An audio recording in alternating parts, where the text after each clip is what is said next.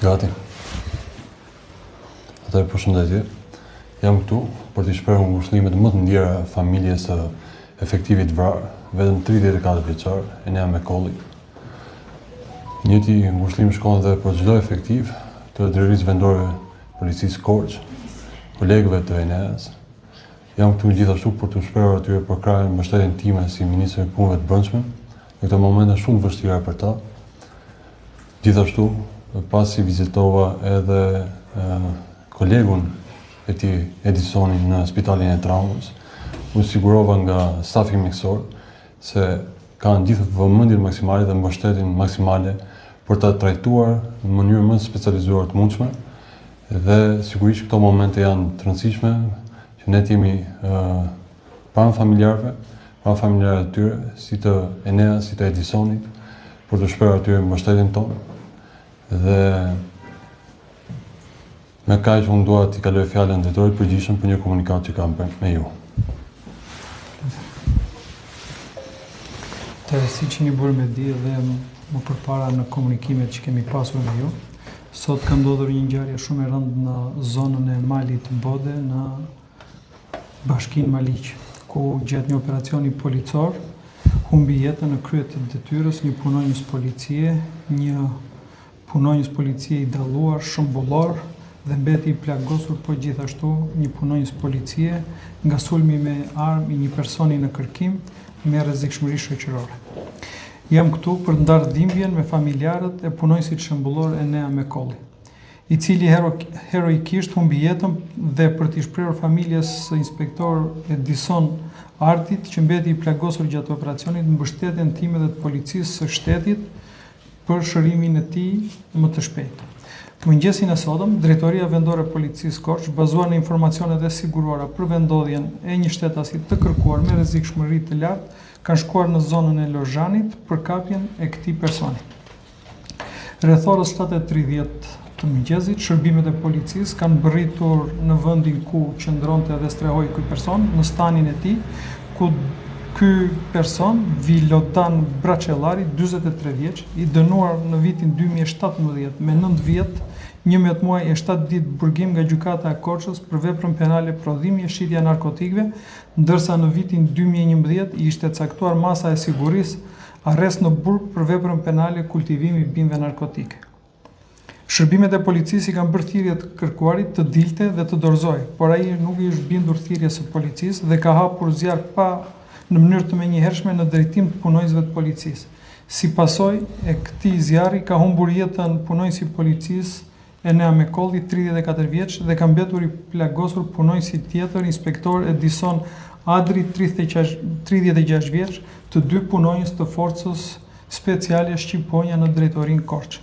Për të neutralizuar sulmin e të kërkuarit, shërbimet e policisë janë kundërpërgjigjur me armë zjarri sulmit dhe si pasojë e shkëmbimit të zjarrit, ka mbetur i plagosur dhe i kërkuari Vilodan Braçellari, i cili më pas është arrestuar. Për kapjen e shtetasit Vilodan Braçellari, gjatë viteve të fundit, ishin organizuar disa operacione policia nga Drejtoria Vendore e Policisë Korç me përfshirjen dhe të forcave speciale, por nuk ishte mundur e realizimi kapjes së tij. Në lidhje me këtë ngjarje shumë të rëndë, kam urdhëruar Drejtorinë e Standardeve Profesionale në Drejtorinë e Përgjithshme për të nisur një hetim mbi zbatimin e procedurave standarde për punën që është kryer për kapjen e këtij shtetasi në kërkim, dhe pse Drejtoria Vendore e Policisë Korç nuk ka kërkuar ndihmë nga forcat speciale si Renea, ashtu dhe forcat kombëtare të sigurisë. Ndërkohë, grupi hetimor në drejtimin e prokurorisë dhe në bashkëpunim me Agjencinë e Mikëqyrjes Policore po vijon punën për dokumentimin e plot ligjor të kësaj ngjarje shumë të rëndë ku humbi jetën punonjësi i policisë dhe një tjetër u plagos. I shpreh ngushëllimet më të sinqerta familjes kolegut tonë Enea Mekolli dhe i uroj shërim sa më të shpejt kolegu tjetër Edison Adri. Akti heroik i sotëm përbën motivin më të lartë për punonjësin e policisë, për të vijuar të palëkundur misionin ton, si dhe përbën apelin më të fortë për qytetarët për t'i mbështetur dhe vlerësuar më shumë punonjësit e policisë, sepse janë ata që për sigurinë e qytetarëve janë të gatshëm të sakrifikojnë gjithçka, edhe më të shtrenjtën dhe më sublimin, jetën e tyre. Ndërsa ata që guxojnë sulmojnë punonjësit e policisë, mesazhi vetëm është përgjigja e merituar sipas ligjit. I garantoj qytetarët se asnjë ngjarje sa do e rënde me pasoja, qoftë dhe për jetën e pjesëtarëve në radhët tona, nuk do ta përkul kurrë uniformën e policisë së shtetit. Gjaku i ENEA-s, gjaku i dëshmorëve të policisë nuk do të harrohet kurrë. Ju faleminderit edhe nëse keni pyetje. Zotita, ju ishte në djeni që do të bëjë ky operacion dhe a mundet që të kishit çuar ju forcat Renea, sepse është ere disat që Renea futet për të kapur këtë person, duke qenë se është me rrezikshmëri dhe mund të ishte shmangur edhe tragjedia e sotme. Faleminderit për pyetjen. Në momentin që është zhvilluar operacioni, nuk kam pas djeni si drejtori i përgjithshëm. Ky operacion është zhvilluar nga Drejtoria Vendore e Policisë Korçë dhe masat për realizimin e këtij operacioni janë masa operacionale që i përkasin vetëm Drejtorisë Policisë Korçë. Qofse do ishte kërkuar jo mendimi, por shqyrtimi gjithë rastit, shqyrtimi gjithë informacioneve, patjetër që do ishin marrë ndoshta masa më të forta. Zoti Ministër, sa forca kanë qenë të pranishmit të operacionit, të përparasit shkonin në operacion, a ishin marrë masat e duhura nga Drejtorisë Vendore të Policisë të Korçës dhe a ka patur efektiv të specializuar për operacionet të këtij niveli?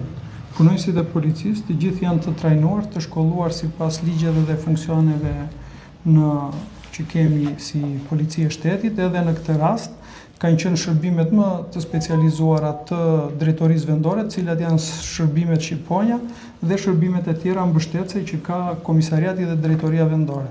Pra, në gjykimin e drejtuesve të Drejtorisë Vendore Policisë Korçë, këto kanë qenë strukturat që duhet të kryenin këtë operacion dhe të dilnin paqebartë. Konkretisht sa forca? Sa forca kanë qenë? Kanë qenë 40 forca policie në këtë operacion. Të gjithë kanë qenë me jelek antiplumb të veshur, sipas kushteve që duhet të ketë një operacion i tillë, por arma Kalashnikov që ka përdorur autori e ka çarë tepërtej dhe antiplumbi.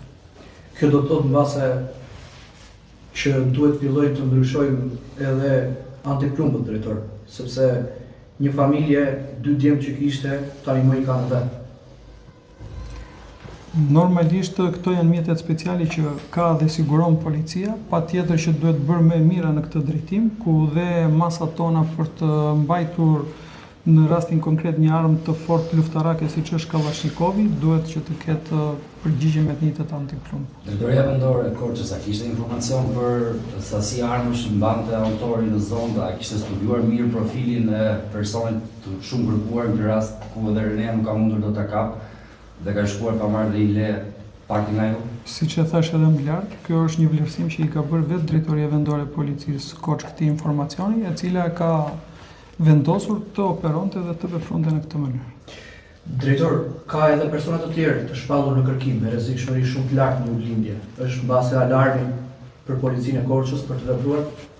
Patjetër që gjithë persona në kërkim edhe si ky rast, pavarësisht se personi strehoi në një zonë të thellë malore dhe në një zonë të thellë ku s'kishte banor tjerë, ka bërë të mundur që ne të operonim ose Drejtoria Korçë të operonte në këtë pjesë të mjedisit kaq të largët dhe kjo do të thotë që edhe gjithë personat e tjerë që janë kërkim do marrin të njëjtën përgjigje. Ka një vlerësim paraprakë situatës, a do ketë masa në drejtuesve të policisë Korçës? Ka filluar hetimi disiplinor, siç e bëra me dije, njëkohësisht edhe hetimet e prokurisë. Tu presim rezultatet e tyre dhe do vendosim. Zoti drejtor, burime bëjmë dije se përpara se shkonin forcat edhe të kualifikuara speciale, siç thatë edhe ju, është bërë një instruktazh me të gjitha forcat që do të ishin pjesë e këtij aksioni. E konfirmoni gjë të tillë?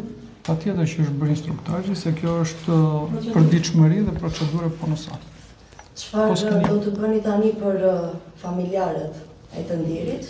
Si do t'i mbështetni dhe si do t'i motivoni policët e tjerë që të vazhdojnë punën e tyre? Kjo është një humbje shumë e thellë jo vetëm për familjen, po dhe për ne personalisht dhe për gjithë policinë e shtetit. Ne duhet gjejmë kurajon, forcën, të gjithë bashkë që të ngrihemi mbi detyrën tonë, të gjejmë forcat për të përballuar këto situata dhe situata tjera në zbatim të rendit dhe sigurisë publike.